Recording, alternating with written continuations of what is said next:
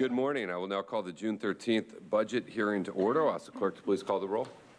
Thank you, Chair Fletcher. Before I call the roll, I would like to note for the record that Vice Chair Vargas is unable to attend today's budget hearing due to her participation in a National Association of Counties 2022 County Leadership Institute. Additionally, Supervisor Anderson is participating via teleconference. As such, any votes will be handled by a roll call vote. With that, I'll now call the roll. Supervisor Anderson. Here. Supervisor Lawson-Remer. Supervisor Desmond. Here. Chair Fletcher. Fletcher here. I will now turn it back over to the clerk to read a statement about today's proceedings. Thank you, Chair Fletcher and members of the board. On May 5th, 2022, the Chief Administrative Officer's recommended operational plan for fiscal years 2022 through 24 was released. Today marks the beginning of the budget hearings for the board to receive oral testimony on all areas of the budget. I'll note for the record that we have 4 requests to speak today. 1 in person, 2 in person, and 3 by phone this morning. Thank you, Chair Fletcher. Turn it back to you and the CIO. Thank you, Mr. Potter. I want to welcome everyone to our budget hearing and appreciate the folks who are here taking time to join us today. This is another opportunity. We've had multiple opportunities and have more upcoming to hear from the public about priorities for this year's budget, to inform the public on the proposed budget and the decisions that are being made about how our county funds will be deployed and spent. The proposed budget outlined today, I believe, is a progress continued in many years of advocacy, of effort, of work to ensure that everyone in San Diego County has been given the best opportunity they possibly can to succeed and thrive and truly live well. Even though today we are not gathering in the midst of a pandemic, we do know that we have a lot of work to do addressing core issues, public safety, issues of public health, tackling challenges of homelessness and housing, climate change, ensuring we're prepared to combat the realities we face surrounding wildfires, and so many other important items. And I believe that today's budget is a reflection of this board and this county's commitment to doing more in these areas. You're going to see historic investments in behavioral health services, more funding than ever before to partner with our cities and other jurisdictions to combat homelessness in San Diego County, developing more affordable housing than we ever have before, significant funding for efforts around sustainability and tackling climate change, investments in restorative justice, invest in supporting and welcoming our immigrant populations, more invested in preparing for, preventing and fighting wildfires, continued and ongoing efforts to ensure the safety of San Diego County by ensuring we are funding our public safety agencies and departments. And I believe any way you look at it, this budget represents another strong step forward for our county government in being a regional leader, tackling issues, moving us in a progressive direction, and ensuring that we're not only responsibly governing, but are doing everything we can to impact the lives of San Diegans. And so I'm grateful and appreciative of all of the work that has gone in to this budget. I appreciate all the county staff and the tremendous amount of time and effort and diligence it takes to prepare a budget, to get us in this situation and get us in this position. And I'm very excited to hear both the presentation along with any public speakers. And just remind the public this is another opportunity, and there will be more for folks to weigh in and express their thoughts and opinions before we arrive at final adoption. With that, I will now turn it over to our Chief Administrative Officer. Thank you, Chair Fletcher and members of the board. As we mentioned to your board last month, this year's recommended budget is $7.1 billion and boosts our workforce up to more than 19,000 positions. This is the second consecutive year of expansive investments to advance the vision of your board. It's a budget based on equity for all San Diegans, and it is helping us build a future that is just, sustainable, and resilient. Our budget makes millions of dollars worth of new investments in key areas. You mentioned many of them: mental health, substance use support, homelessness, housing affordability, improving our justice system, equity and accessibility, sustainability, supporting strong families, and enhancing our communities and keeping them safe. In addition to building the future with these investments, we're continuing to deliver a vast array of services our residents trust us to provide on a daily basis. Under our new model for doing business, community engagement is at the core of everything we do. The goals in this budget reflect not only your board's priorities, but many of the community's priorities as well. Leading up to today, we've had the opportunity to present detailed information on each department's budget and participated with your board as every supervisor engaged directly with the public through a series of 5 community budget sessions. Today, we're here to continue those outreach efforts by allowing the board to collectively hear from the community about what they think about the budget in preparation for final budget deliberations and adoption later this month. Before we dive in, let's begin with a short video that shows budget priorities and the impact they are having on the community. $7.15 billion. It's a big number, and it represents a big investment in building the future, your future. Prioritizing equity, justice, and sustainability through impactful commitments in our communities. It is a budget for all, shaped by diverse public input to move toward our goal of ensuring everyone, especially those who are the most vulnerable, have access to housing, healthcare, and economic opportunities. These investments work toward eliminating long-standing disparities that have affected our communities. It is a budget that supports families and enriches neighborhoods so people have a vibrant and safe place to live and work. During the last 3 budgets, your county government has pushed past the paralysis of the past, enacting significant reforms and unprecedented investment to address homelessness, the housing crisis, and support working families. On homelessness, we've focused on the tough work to create long-term solutions around mental health and substance abuse, and we are seeing progress with our mobile crisis response teams and crisis stabilization units. Affordable housing is being built. This year, we are on pace to issue more than 1,600 permits for new housing in the unincorporated areas, with more on the way. And we have never lost focus on the need to make life better for San Diego families. We recently passed the Working Families Ordinance to ensure apprenticeship training opportunities and a union wage on county-owned land. That's progress, but more needs to be done, and we are going to keep fighting forward. My name is Alonso Vivas. I'm the Executive Director for the Downtown San Diego Partnership Clean and Safe Program. Our ETA is 10 minutes. One of the things that we've learned quite a bit is the need in downtown for us to have a mobile crisis response team. Are you Jennifer? Hi, I'm Bree. That's able to help folks that are suffering from behavioral type challenges. Do you have current housing or no?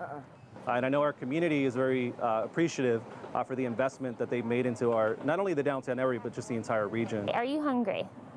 We look forward to partnering up with the county and the mobile crisis response team and getting these people the help that they desperately need. You can sit right here.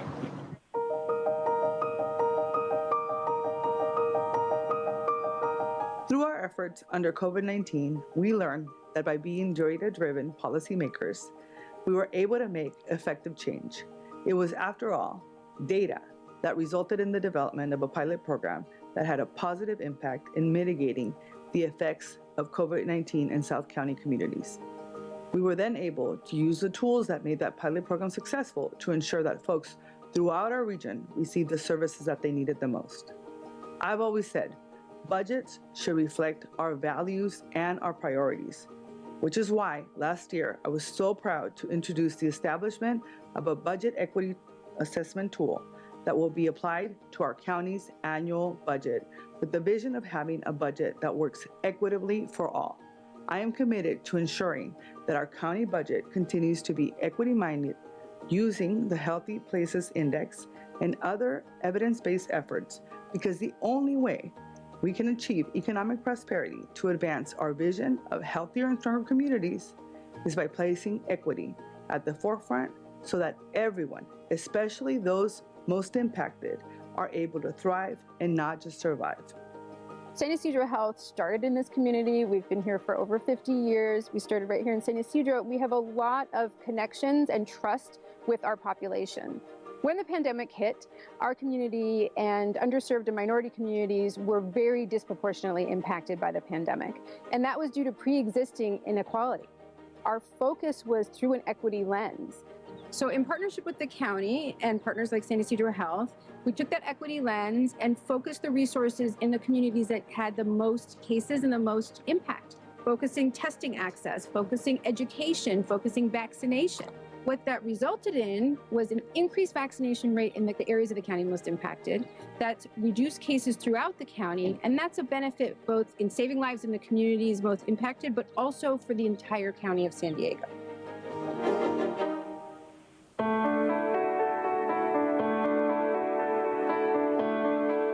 I'm proud to be part of a team that cares about addressing homelessness and creating more housing for all San Diegans.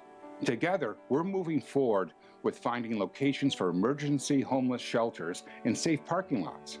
We're creating shallow rent subsidy programs to help those seniors at risk of becoming homeless. And we're expanding the Innovative Housing Trust Fund, and there's greater projects yet to come. I'm looking forward to expanding our efforts with a coordinated approach, working with both cities and communities in a partnership with the sole focus and goal of getting folks off the streets and creating attainable housing for all San Diego County residents in generations to come. My brother has always been developmentally disabled. My parents never had a plan for my brother in terms of his housing, and regrettably both my parents passed away pretty suddenly.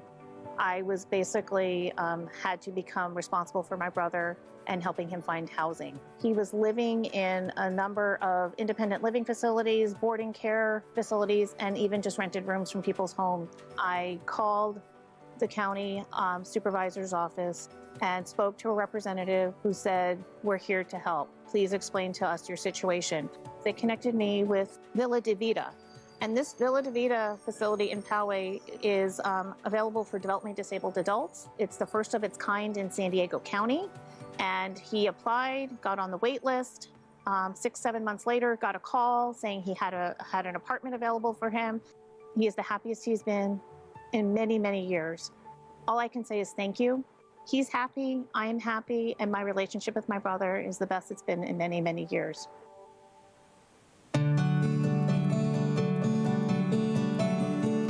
Budgets are a statement of values, and San Diego County values sustainability. Our county's economy and ways of life are shaped by our beautiful natural environment. This budget foregrounds sustainability and climate action. It supports our efforts to reduce San Diego's carbon footprint through our regional decarbonization and green jobs plan. It redoubles our commitment to increasing electric vehicle capacity and solar energy, reducing waste in landfills, promoting green building, planting thousands of trees, and protecting our beaches, coastlines, and open spaces. This budget makes it clear we're fighting for a greener, cleaner, more sustainable San Diego County. The Food Shed is a small farm distribution and resource hub, and we work to get fresh local veggies to our communities. Everything is pesticide-free and chemical-free. A typical box like this week, we had strawberries, green onions, salad greens, beautiful lettuce. The items change from week to week. Food Shed works with farmers that have been underrepresented in the past, like people of color and women, and we work to distribute our food to communities that have been underserved. Access to fresh and healthy food is just a fundamental right, we believe. Anybody who receives CalFresh benefits can subscribe and pay with their CalFresh card, and then they receive the produce at a 50% discount. So they're only charged half price on their card, and we're able to match the funds so that the farmers still get paid a just price. It's incredibly rewarding to know that the work we're doing is providing access to good food to the families around us.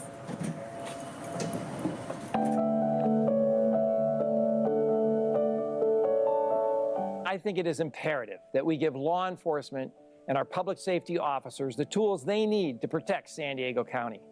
That is why we will continue to make commitments towards wildfire prevention, including improving evacuation routes, pre-fire strategies, and making sure our deputy sheriffs and all of our brave men and women have the necessary equipment to keep us all safe. Also, this budget will allow investments in public health, parks and libraries, which will then help improve the quality of life for all in San Diego County. So over the last 15 years, our Board of Supervisors has invested over $600 million in creating a world-class fire department here in San Diego. So the county continues to make improvements in fire protection. Recently, we completed 3 new fire stations in the communities of Sunshine Summit, Palomar Mountain, and Mount Laguna. These are world-class facilities that give our firefighters a great place to live and work.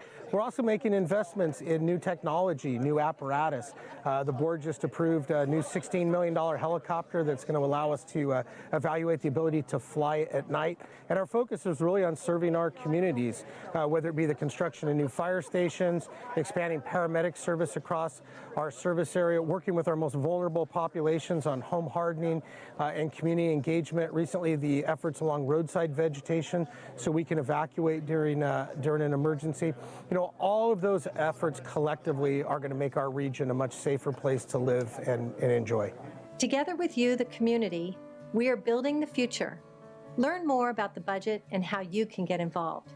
Visit the Open Budget website at sandiegocounty.gov/openbudget. I want to thank our County Communications Department as well as all those that participated in the video. I see Chief Meacham out there and of course the board members.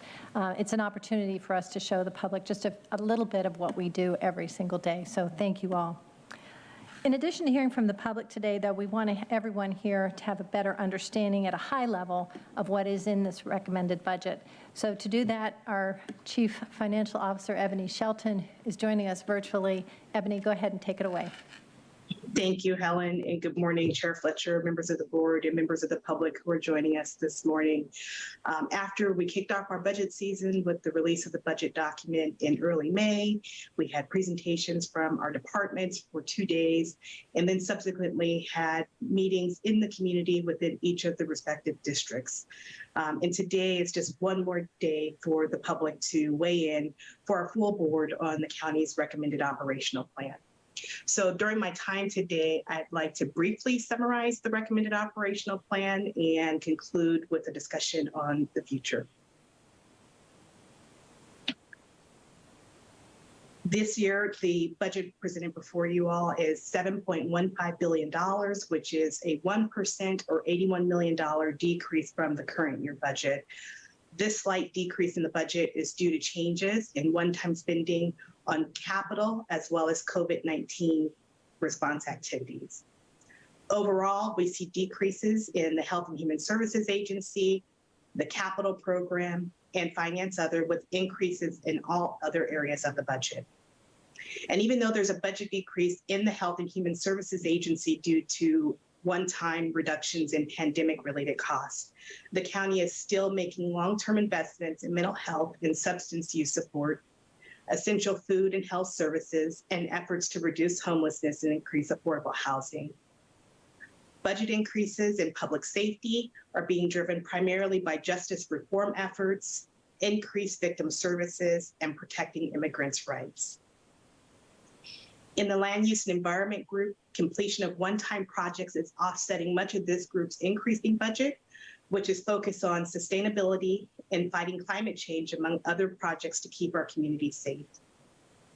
And finally, in the Finance and General Government Group, small increases are to continued support of a shift towards a data-driven county services, as well as more access to voting through the registrar's new vote center model, among other programs that are intended to increase transparency and engagement with the community. Next, turning our attention to total staffing, there are 19,839 staff years in next year's budget, which is an increase of 1,057 or 5.6%. Many of the staffing changes that you see here on this slide are associated with the budget changes that we discussed on the previous slide. And more than half of the staffing increase is concentrated in the Health and Human Services Agency to promote health equity.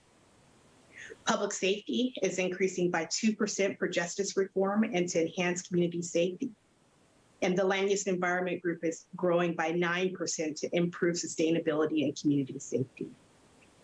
And finally, the Finance and General Government Group staff is expanding by 6% to empower the community and the county with better data and to improve customer service. With that, we'll shift our focus to general purpose revenues. General purpose revenues, or GPR, is your board's only source of discretionary revenue, and it's projected to increase by $114 million next year. You may recall that GPR is allocated annually to fund county services based on an analysis of available program revenues, state or federal service delivery obligations, and priorities and strategic directions set by your board. General purpose revenue is highly dependent upon the assessed value of real estate, which has seen intense growth over the last year. And in the coming budget, we're recommending an assessed value growth assumption of 6%. This year's budget addresses prior year structural issues as well as operational requirements across the county.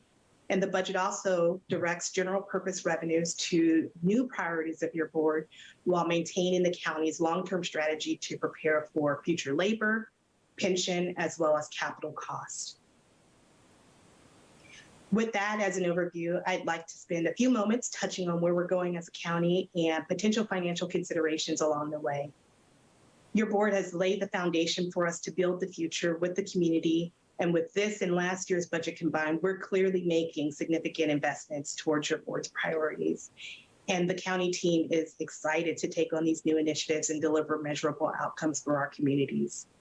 And we're equally excited to continue delivering these as well as essential services that the community relies on us to provide. Since the beginning of the new year, we identified inflation as an economic threat. If it costs more for us to acquire goods and services, then we know it costs more for the public to run a household. And this is evident in data. And as a county, we need to be prepared to weather elevated price increases and find ways to increase capacity for the most vulnerable who are in danger of losing housing or maybe experiencing food insecurity. Because of changing economic conditions, we're also seeing volatility in the investment market, which will impact retirement costs in the future. And we're also concerned about slowing economic growth rate at the state due to our heavy reliance on funding for critical programs and services. If economic influences like sustained inflation mean slower tax receipts for the state, then we need to pay attention because it could mean less revenue for us. However, under the leadership of your board, the county is well positioned to manage through these changing economic conditions, and staff will continue to present your board with strategies to maintain a structurally balanced budget now as well as into the future.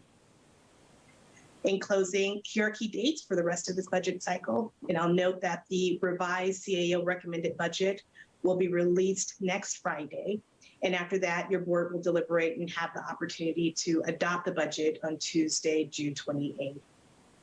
Subject to your questions, this concludes my presentation. Thank you so much.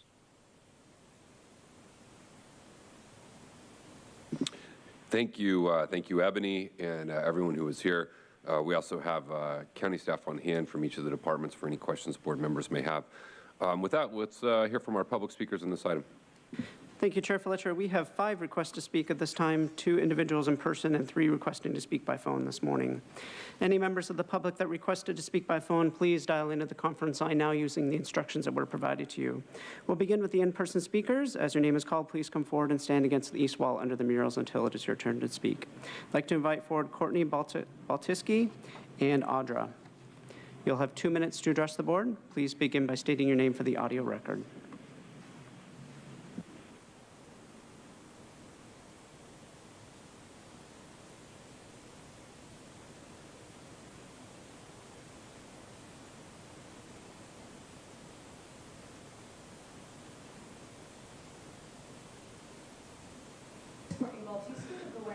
Just a moment, Courtney. We're going to pause your time. It looks like the microphone isn't on the podium.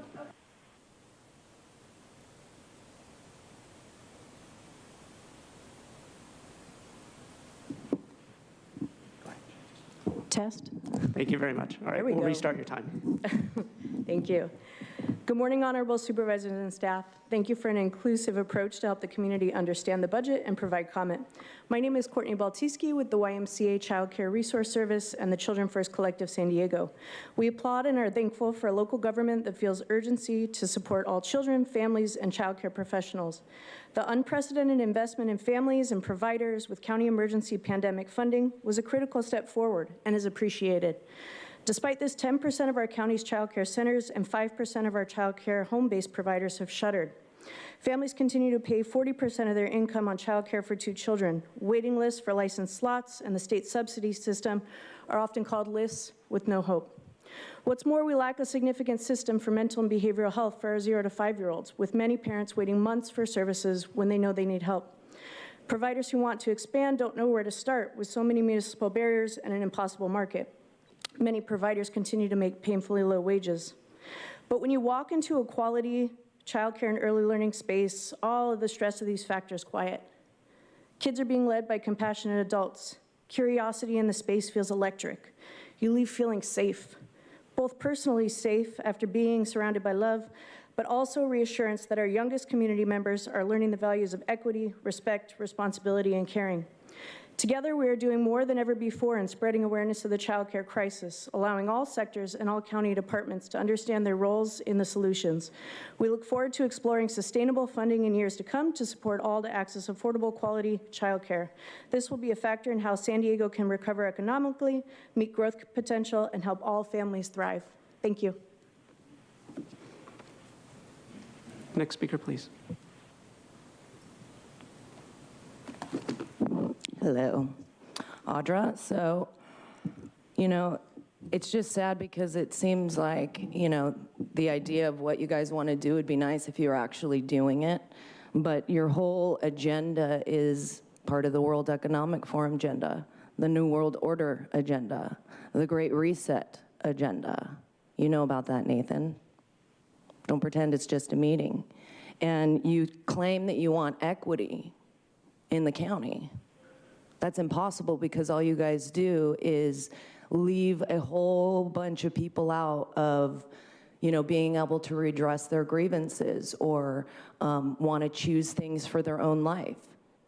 And it's sad because it's like you claim all these things, like you're saying it that you want that, but that's not what you're doing for everybody in the county, and you're spending so much money. I mean, this county is traded on the New York Stock Exchange. Who gets that money? Where does that go? But yet you want to claim to, put your hand in every bucket of money that you can possibly find when you get $7.15 billion already. And the projects that you guys want to complete, I mean, this is all bringing us into the New World Order. That's not what I want. That's not what a lot of these people want. And you claim that what the county wants is what the people want. Well, I don't see that because there's people that come in here all the time and try and tell you that they don't want what you're pushing. And it doesn't matter because you're going to do what you want, right, Nathan? That's what you say. I don't care what you say. I'm going to do what I want to do. That's not your job. All of you guys are stepping outside your oath by doing that. So none of you can even be up here pretending to play supervisor. Like it's just a role that you play. Once people start seeing that all these constructs that you guys built up around us don't matter, they'll be free to. Now hear from those that requested to speak by phone. When it is your turn to speak, you will be unmuted and you'll hear a recording that will tell you to begin your comments after the beep. I'll remind the callers that they should mute their TV or live video stream before they begin speaking. Also, for the callers, when you finish speaking, please hang up from the conference line. You may continue to watch or listen to the board meeting online or through the call-in listen line. This information is posted on the clerk of the board's website at www.sandiegocob.com. We'll begin with our first caller.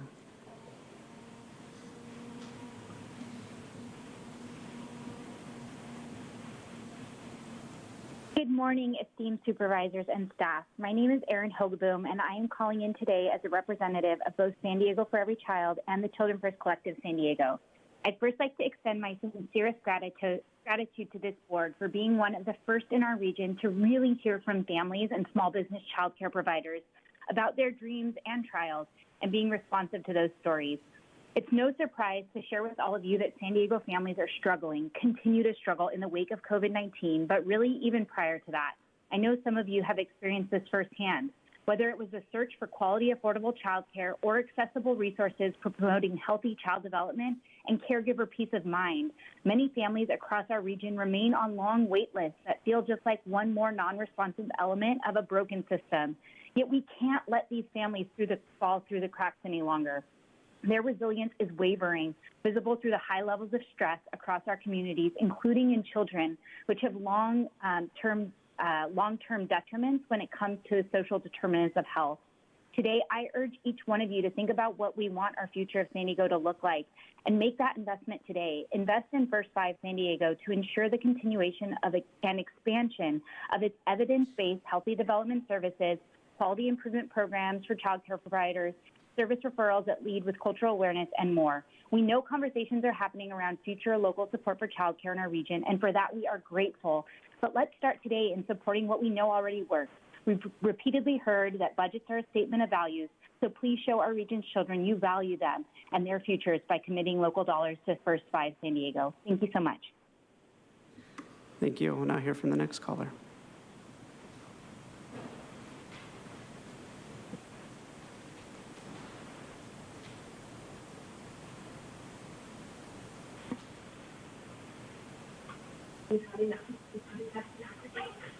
We can have one so far right now, we can have another one later.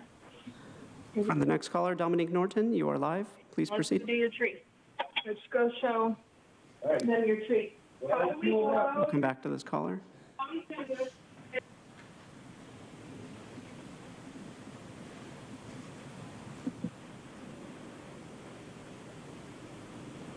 It's truth.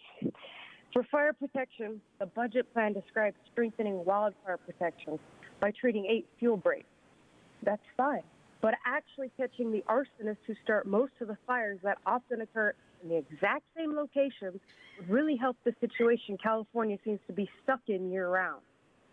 The plan says because of the supervisors' COVID lockdown, only 75% of fire inspections of businesses within the county fire protection district were performed. And the Volunteer Firefighters Explorer program for student recruitment also wasn't met due to the COVID lockdown. So it sounds like ending the eternal emergency order would aid in fire protection for the county. But you supervisors are instead choosing the environmentally dangerous path. And you say no pandemic, Nathan, but the plan is adding $1.2 million more in ARPA funding, partly for COVID testing and vaccination services. Also for fire, the budget plan speaks of clearing vegetation of 200 miles along the roads up to 20 feet. That sounds like a lot of land destruction. Finally, the budget describes converting vehicles to hybrid electric. However, those electric cars with their unrecyclable toxic lithium batteries are a fire hazard in crashes. From a San Diego Reader article entitled Echoes of Echo Park, San Diego Fire Rescue Battalion Chief Mike McBride says, quote, "These lithium batteries, once they're open, if any kind of water gets in there, it could be a serious fire hazard," end quote. Just another reason to reject the county switch to electric vehicles. They're dangerous, according to the experts. And overall, this new progressive direction, Nathan, looks dangerous, especially for fire. Thank you. We'll now hear from the next caller.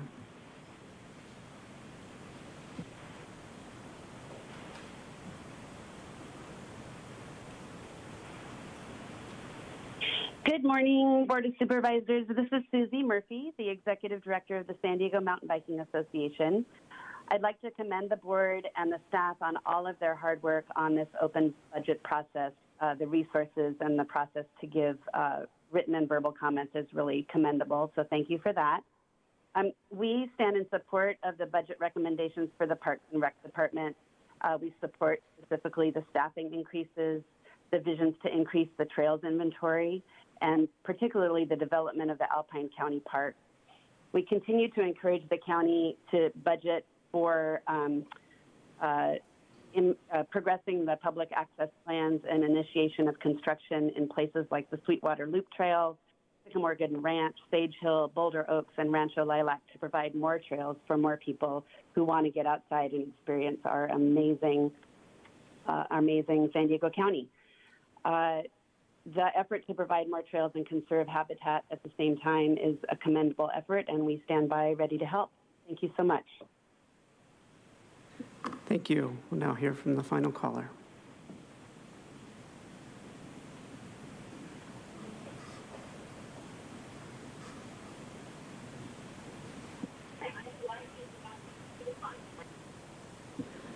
The final caller is Dominique Norton. You're live and ready to speak. Please go ahead.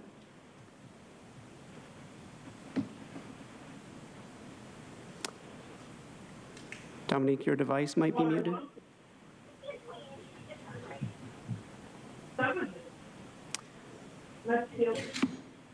A final call for Dominique Norton. Chair Fletcher, we're not able to hear this individual, but that would conclude public comment this morning.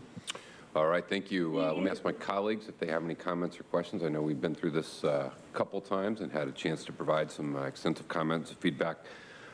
With that, I will turn it back over to the clerk to provide some information about continuing efforts to comment on our budget as we head up to adoption. Thank you, Chair Fletcher. This concludes oral public testimony in the budget today. The board will reconvene on Thursday, June 16th at 5:30 p.m. to receive additional oral public testimony on the budget. Members of the public may still provide written testimony in the budget. To comment online on the budget, please visit the county's website at www.sandiegocounty.gov/budget. Testimony must be in writing and received no later than the close of budget hearings, which is Wednesday, June 22nd, 2022 at 5 p.m. All materials received will be distributed to the board, the Chief Administrative Officer, the Office of Financial Planning, and placed in the public record. Change letters from board members and the Chief Administrative Officer are also due to the Clerk of the Board by the close of the budget hearings on Wednesday, June 22nd, 2022 at 5 p.m. Law precludes my office from accepting change letters after the deadline.